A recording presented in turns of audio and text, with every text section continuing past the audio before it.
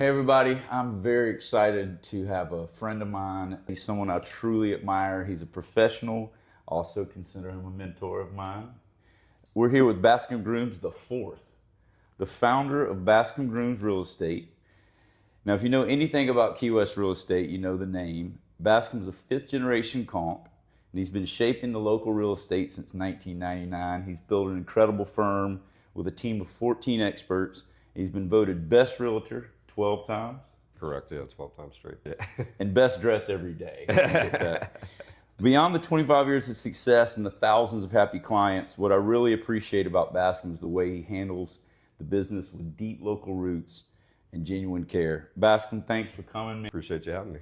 It's been great to sit down and chat with you over lunch. I'm very thankful that you've been in my life to help me through this new venture of mine. So thank you. You're killing it, man, right out the gate. Thank you very much. All right, so here we go. Bascom, you've been a staple in Key West real estate for a long time. Tell everybody what initially brought you into the real estate market. Sure. So I graduated Florida State University in 93. I moved immediately back to Key West. I graduated on a Saturday. I was back here the following day on Sunday.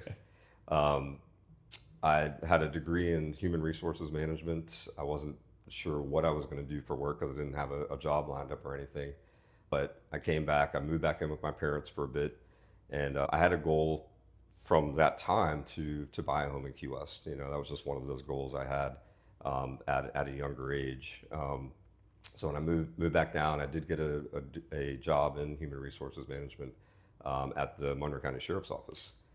I worked there for a few years. While I was there in '94, I started looking for a home. I moved back in with my parents, was able to save a little bit of money, started on a home search. So I actually started working with a realtor. We were looking at homes in Old Town for anywhere from like 90 to 109,000. That was my price range. And we ended up finding a little house for $100,000. Wow. If you can imagine. The only way I could make it work was it was a little one-bedroom house, but I was able to take the living area of the house, put a door on that, and make it into a two-bedroom. And I got a roommate who paid me $400 a month. Nice. And so for the first 3 years, that $400 a month covered half of the payment for the mortgage, taxes, and insurance. I started this job in HR with the sheriff's office I was making. I still remember the salary to the exact number, $19,287 a year was my salary back then. So you can imagine when I went to local lender for financing, figured back then you didn't do escrows for taxes and insurances. It was just a principal and interest payment. The interest rate was 7.5%. You know, I'm 22 years old. I didn't know anything about interest rates. So to me, it didn't matter if it was 10% or 12% or 5%. It was just how much is the monthly payment. Sure. So it was, I think it was $594 per month was the principal and interest payment.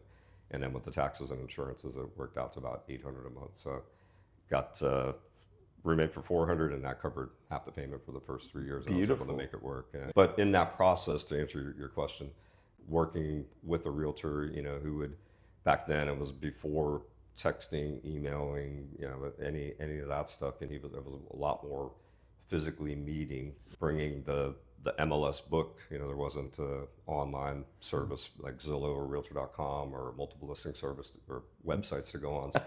So he would drop by with, you know, printed out, you know, copies from the MLS book. Yeah, let's go look at this one or this one. So going through that process with the realtor and then him submitting the offer for me on my behalf and negotiating the purchase price, just that whole process intrigued me. That was 1994, so it wasn't until 3 years later in 97 was when I actually got my real estate license. I started the company in 99. 1997 is actually when I started in the business, so just a little past 29 years earlier this year. How would you say the market has evolved since you first started your career?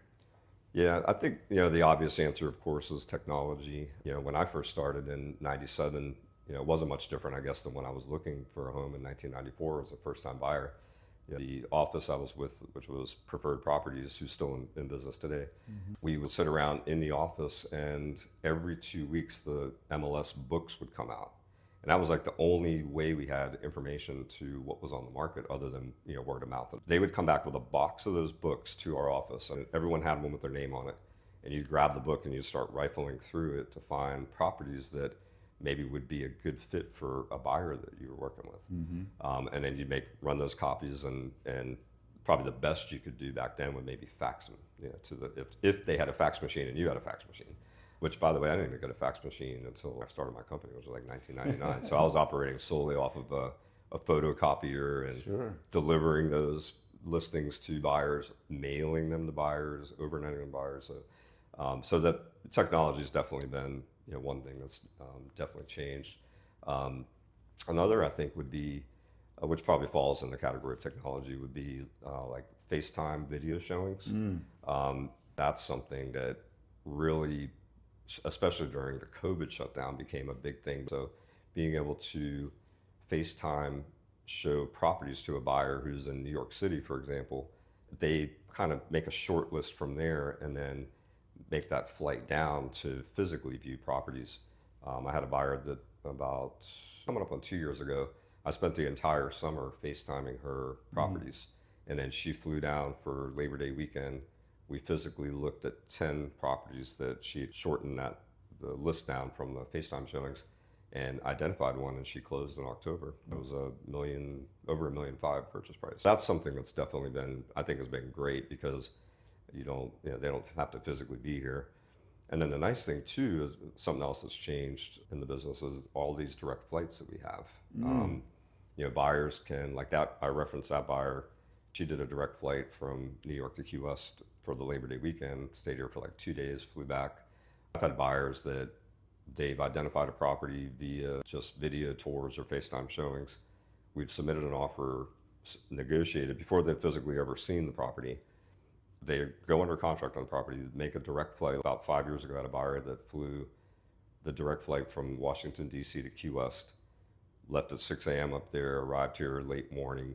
We had a home inspection set up for a late morning. He was there for the home inspection, termite inspection, everything else. Was back on a flight at 5 p.m. same day to fly back to DC.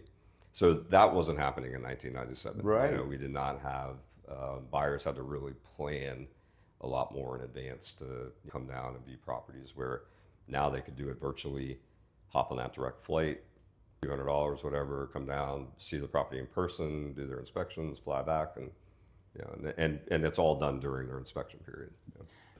Here's the next question. This is a deep one. What is the core philosophy behind Bascom Grooms Real Estate, and how do you want your clients to feel after working with you?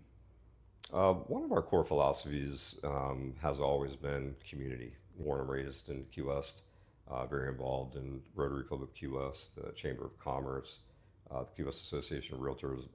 So we've always want to be involved in the community and give back to the community.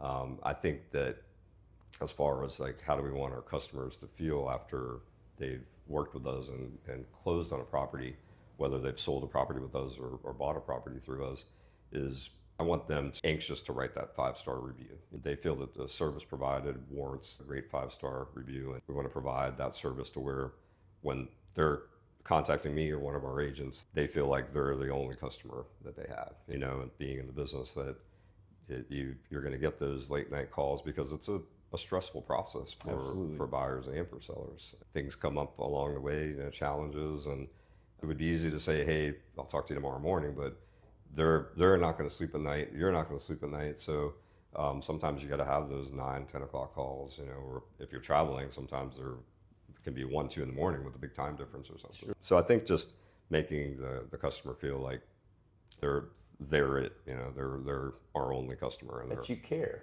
Yeah, and that's been my biggest issue in 29 years is that caring too much, I think, sometimes, because there's nothing that bothers me more than like I have a property listing that's not selling, and we can't get that property sold. It keeps me up at night sometimes, especially like sometimes I've had property listings for good friends of mine, and that's always tough too, because you had that component of knowing them personally and the expectations. Like sometimes I almost want to just take a pass on those.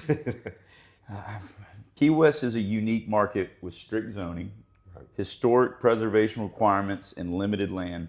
For someone looking to buy here, what is the biggest misconception they usually have? One of the misconceptions buying in Key West and the Keys that I've experienced with buyers over the years is that they'll see like vacant land for sale, and they're like, well, that seems like a great price. Like I'd like to buy a vacant lot and build. It's not that easy here. Like in other markets, you could probably purchase a vacant lot and then just go to the building department and apply for permits to build and get permits. Well, here we have the ROGO process, which stands for Rate of Growth Ordinance, and there's only a limited number of ROGO units available. The process differs from city to county.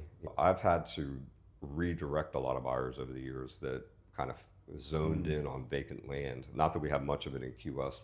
That's more so than in the lower Keys. There's vacant lots for sale that look like, wow, why don't I buy that vacant lot for $200,000 on the water and just build a home there? Even if they did get through the ROGO process and built the home, the cost here of construction are so much more than a lot of other markets. Just dealing with it remotely is difficult for a buyer. I want to find a property for the buyer, but I want them to be happy. So I try not to talk them out of a property necessarily if that's really what they want. But I just want to make sure they understand that if they purchase this vacant lot, these are the obstacles they're going to run into.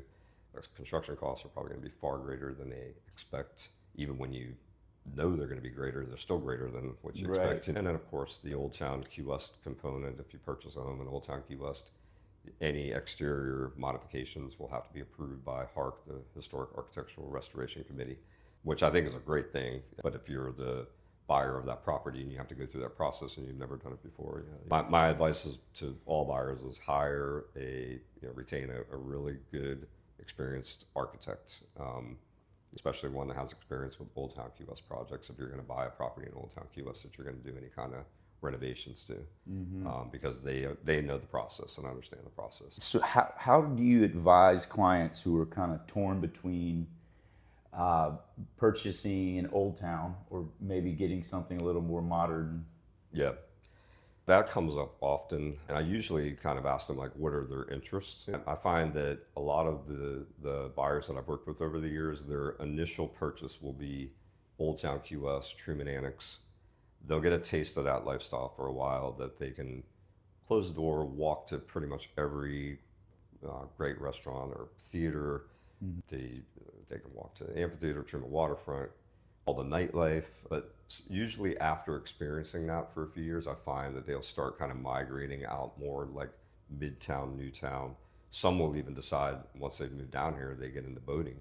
And then they're like, well, I want my next purchase to be on the water. I want my boat in the backyard. So I've had buyers that started in Truman Annex and it ended up in Key Haven. And some of them are still there today in Key Haven.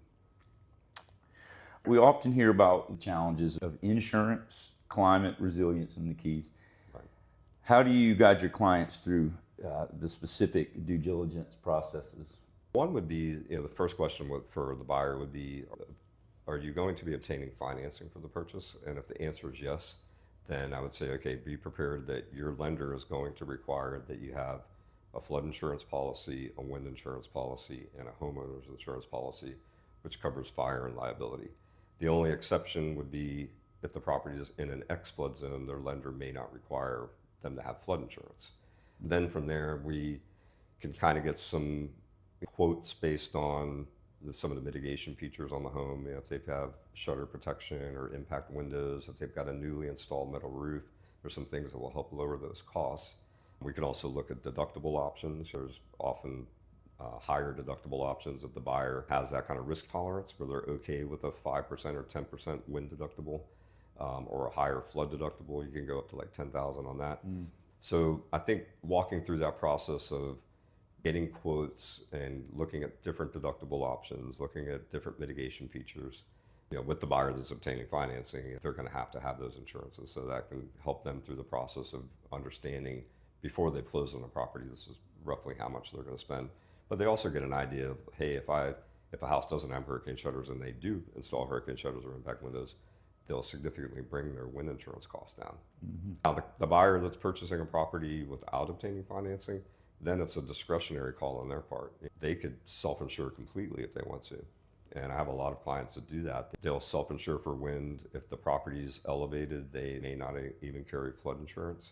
Most of them do carry fire and liability, and that's the most reasonably priced insurance, the most competitive market. So you can get those typically even on a larger home, $2,500 range, for a homeowner's policy. Flood, though, I usually still recommend if the current owner has a flood insurance policy, it may be in their best interest to assume that policy because that's the only insurance that's assumable. So they can't assume a wind policy or a homeowner's policy. But flood, they could take advantage of a lower premium potentially because the homeowner, if they've gotten their policy a number of years ago, they're still on what they call a glide path. So their premium's lower than it would be for a new policy, and they're only going to see small increases over time until it reaches the rate that it's supposed to be. All right, $1 million question right here. Oh, What is your outlook for the Key West market in the next 12 to 24 months? I feel like it's almost like a standoff right now between buyers and sellers because we have not the lowest inventory we've ever had. That was in 2022. We had less than 100 listings on the market. It was crazy. The inventory was so low. I've never seen it that low before. But we still have less than 300 listings right now. I think 290, 295 range residential listings for sale. And a number of those listings have been on the market for quite some time. And you have sellers who don't really need to sell. They would like to sell, but they don't really need or have to sell. I don't know if recovery is the right mode, but we have seen some corrections since 2022 in pricing. So there's a lot of sellers that are, I feel, that are waiting to get back to that market, the 2022 pricing market, and no, it's anyone's best guess how long that will be. And then same goes for buyers. There are buyers that are waiting on lower interest rates. Right. They're waiting on things like that. So there a lot of our buyers here are they're not moving here for a job and they have need to find a home for their family. They're buying a second home, so it's a discretionary thing. They can wait for what they feel might be a better market. So I feel like it's just a weird market because we have low inventory, which would normally equate to price appreciation, but I don't really think we're seeing price appreciation right now from what I'm seeing. I mean, if you look at the recent statistics from the Key West Association of Realtors, like the median list price is a negative number, the average list price is a negative number, looking at year over year. So that to me would indicate that when those properties sell, they're already starting off below where they were a year ago. So that would indicate to me when they do sell that it's going to bring the median and average prices down a little bit. So it just feels like there's this standoff between buyers and sellers, and something's got to give. One or the other. We could definitely use some more inventory for sure, some more selection for buyers. What would you say are the top 3 things they should do to prepare their home to stand out in the current Key West market? One I almost always recommend is to minimize and declutter a home, especially if it's their primary home. It's going to be very lived in. So declutter, minimize, depersonalize. So if it's their primary home, taking the family photos off the walls, and there are things that maybe are important to them, but maybe it won't be for potential buyers, whether that's religious stuff, political stuff, whatever that might be. So I think you want to minimize, declutter, depersonalize. Also, too, I would highly recommend that you trust a professional realtor who is going to sit down with you and show you the recent comparable sales. Make a pricing recommendation. Often it's below the number that the property owner has in mind because they tend to look at properties that are listed for sale and are actively on the market for sale, not properties that have sold. You and I are going to sit down with the seller and say, here's the 3 most recent comparable sales, and this is what the average price per square foot was of those sales. These were the land sizes. This would be what my pricing recommendation or your pricing recommendation to that seller. They're probably looking at, the one down the street's on the market, and we have more square footage, and if they can get that, then we can get more. Well, they're not getting that price. Right. If it's listed for sale and it's been on the market for even probably 30, 60 day range, the price probably is going to need to be adjusted, if the property owner really wants to sell. Which is always a fun conversation. Yeah, exactly. Exactly. Are there 3 projects, say below $5,000, that you would recommend to a homeowner? I think you can get a lot of value out of landscaping, that can be done, relatively inexpensively. Doing things to improve the curb appeal will certainly help. I usually don't recommend getting into like renovating kitchens or bathrooms, or because I just don't know if that investment will be recovered. Um, it may make the property more saleable. I feel the property owner would be better off just making a price adjustment, Gotcha. and also, especially if they're already on the market, because sometimes we have properties listed, and they'll get consistent feedback about a certain thing, like, oh, the kitchen's not open or that bathroom's dated, and the property owner will say, should we update this kitchen or open this kitchen up? And I'm like, for number one, how much is that going to cost? Two, how long is that going to take? All that time you're going to be off the market. My recommendation, just lower the price. I know you want to get this price, but lower the price instead of doing that work. Love it. All right. So you have a reputation for deep local knowledge. Can you share a story of a particularly challenging deal you closed and how your local expertise helped you get across the finish line? Oof. There is one that sticks out in my mind, though, that it was a closing in Key Haven in 2009, I think it was. And back in the 2008, 9, 10 years, that we had a lot of short sales on the market, a lot of foreclosures on the market. For those that don't know what a short sale is, it's basically the mortgage payoff on the property exceeds the sales price. So we had these properties that were listed for prices that the seller owed more than the price they had it listed at. So in order to get that property sold, unless if the seller was in a position to fund that deficiency, they might decide to do that. The norm back then was property owners would apply to their lender for short sale approval. So I had one in Key Haven where I was representing the buyer. There was another agent that had the property listed, and it took 16 months from the time that we reached agreement and went under contract until when we finally got short sale approval and they were able to close. Eventually, it worked out for them because I think they sold it and they bought it for like 700,000 and sold it for like 2.5 or something in like 2022. Another is, I've had I remember a sale on Watson Street where we had 13 sellers. So and we had a 13 sellers. Yeah, wow. 13 sellers.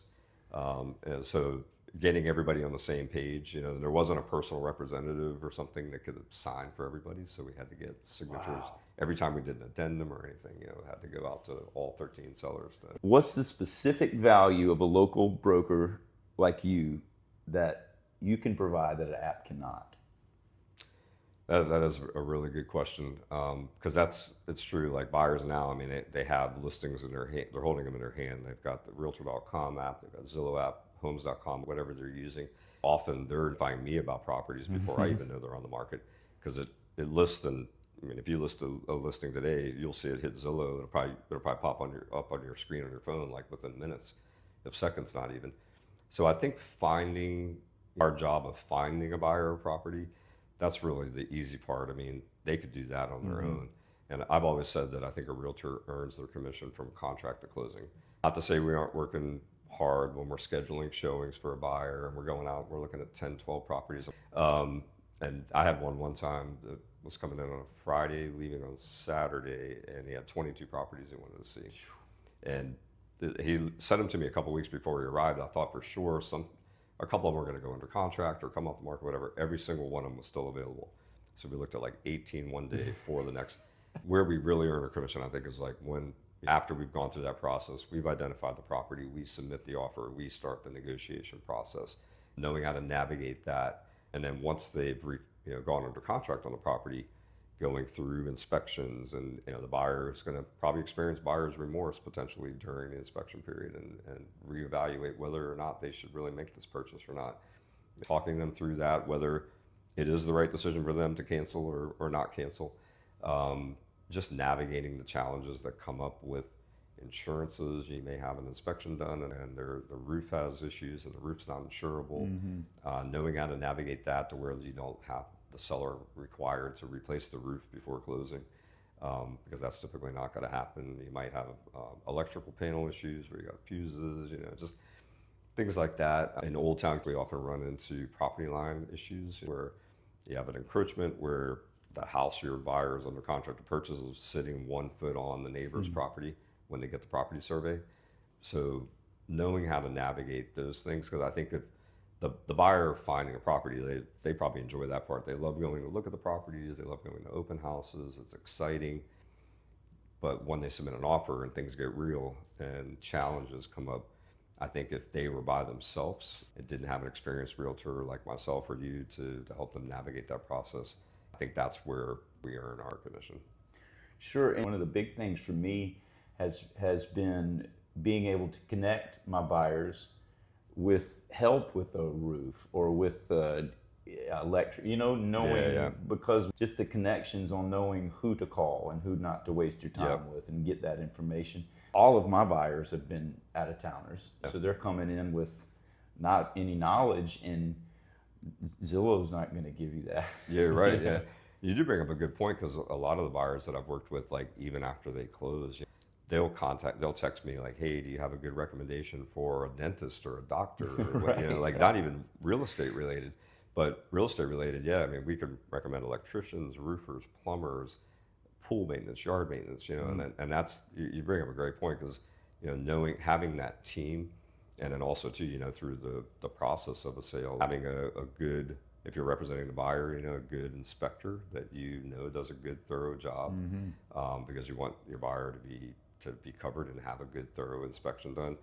Good termite inspection company, pool inspections, mold inspections. Yeah, I've just found that it's really comforting to the buyer that when you already have this list of like, you need your yard done. I'm going to take this question as you're also talking to me. If you were giving advice to your younger self, just starting out in Key West real estate, what would that advice be? Oh man, I think one would be to it's difficult to do it part time. I would say I did it for the first 6 months or so that I was in the business, and I had a position in HR where I was working Monday through Friday, 8 to 5, and so I was trying to schedule showings on my 12 to 1 lunch window or after 5 or on the weekends. I do find a lot of dual career agents now that they seem to have a lot more flexibility, than I did when I first started. But I would recommend, if you have a passion for it, to go for it. Are you telling me to quit music? Yeah, I know you're too good. You're too good at that. But that's you're a perfect example. I mean, you've got that. You've got the flexibility. It seems like a lot of the newer agents have that now. I mean, almost our entire team is comprised of agents that are dual career. Some have more than dual. They're 3 careers or 4 careers, whatever. So I think the other would be to take some time for yourself. It's very easy to, when I first started, I'm looking at the ranking report and who the top agents are, and wanting to get there so badly. And I had a lot of pressure on myself, to do that. And it's taken me all this time to finally realize, like, hey, I can take some time for myself and enjoy what we have to do here in Key West. Still, you got to do your prospecting every day and do the things you need to do as a newer agent, but definitely take time for yourself and not put too much pressure on yourself to try to get that, which I know you're probably experiencing that. I've been enjoying it Good, so man. far. You're Yeah. doing great at it, man. All right. Just a few more questions. I know Yeah. you've got probably 10 houses to sell today. I'm here for as long as you need me, man. What's the one thing you want people to know about Key West that you won't find in a brochure?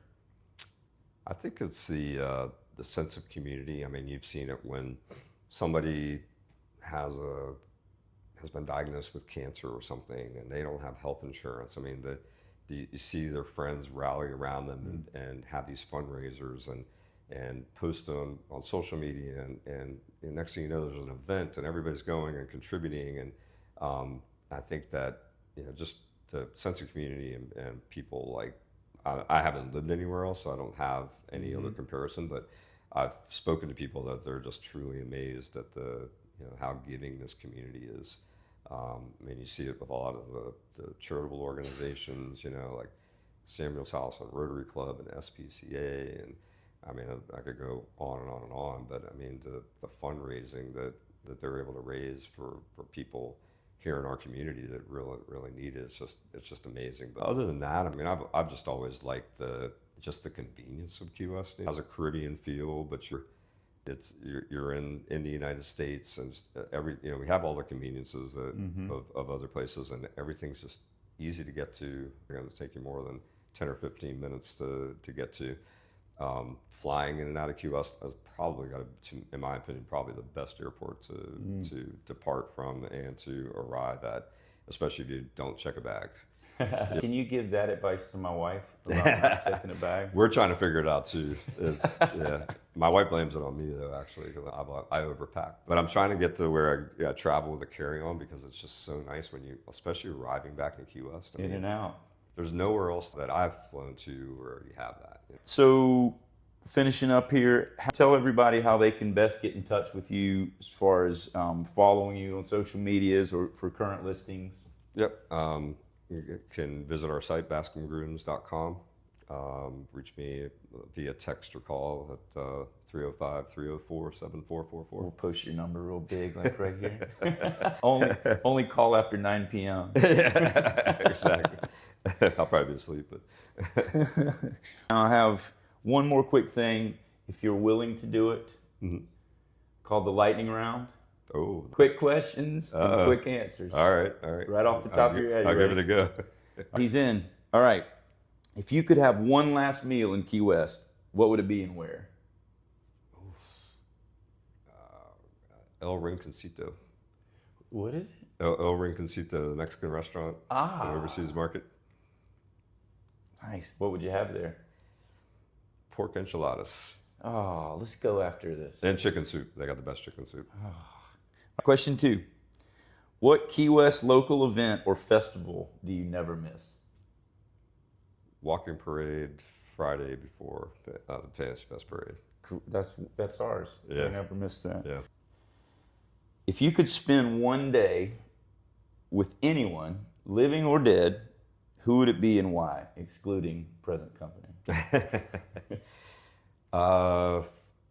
Probably my mom. My mom passed in 2020, and Great answer. during COVID, and yeah, I would love to be able to spend a day, because it was definitely, you don't expect it to happen. She was young when she passed. She was 69, so definitely would love to have that back and be able to, the things you want to share with that person when they're alive and you don't because it's uncomfortable. Sometimes having those conversations would be great to have her back. Wow. What's one thing people would be surprised to learn about you? That I was in a boy band in the 90s called Keyman. Yes. This is my most happiest moment right now.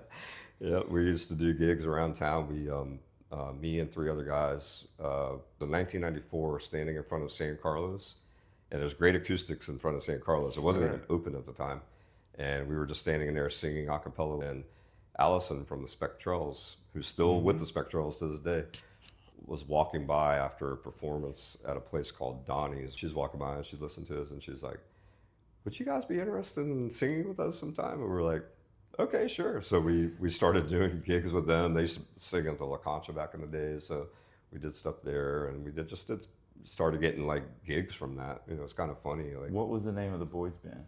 the name was Keymen. And is there, just for our watchers, is there a place that we can see this video or hear this? I know that we have one of our songs, Freeze, is on iTunes, I think. This is my favorite day right now. We did a gig at the Pier House when they used to have a place called Havana Docks, which was a great club back in the 90s. Because people used to go out and dance and stuff back then. There was like a little circuit, we'd start at Billy's on Front Street. They had dollar drafts, we'd have our dollar drafts. We'd go to the Havana Docks at the Pier House, it's kind of work our way down to kind of lower end of Duval. But when we were, us 4 guys, there was 5 of us for a little while too, did Keyman, we were doing just little random events around town, Christmas parties. And this is awesome. Any chance of y'all coming back and doing that'd be throwback gig? I know a promoter that would love to have you at the theater. I'd love to send you a video, but probably the resolution would be so bad. Oh, I don't care. I want to see it. All right. I thought you would probably say like an amazing golfer or pickleball expert. Definitely not an amazing golfer. I do have the pickleball bug bad right now, though. Yeah. My wife and I, we're going to get out there and do some pickleball. And whenever y'all are ready. I love it. It's fun. Tough question. Last one. What's the best piece of advice you've ever received? Life's a marathon, not a sprint. Keep grinding, do what you're doing, and good things will come. Love it. That's actually advice that I'd give as well to my daughters. But Life's a marathon, not a sprint. yeah. You've answered all the questions correctly. Now you get the bonus question. Who is your favorite local musician? Oh, no question, Nick Norman. You got that answer right. Ding, ding, ding. Well, Bascom, thank you so much, man. I really appreciate thanks for it. having me, I brother. respect Appreciate the hell out of you, and I'm grateful to have you in my Feelings life. are mutual, man. Thank you. Thank you guys for watching. Tune in. Look up Bascom on Instagram and all the good social medias. And thank you again, Bascom. Love you, my friend. Let's go play some pickleball. Let's do it. Cheers, everybody.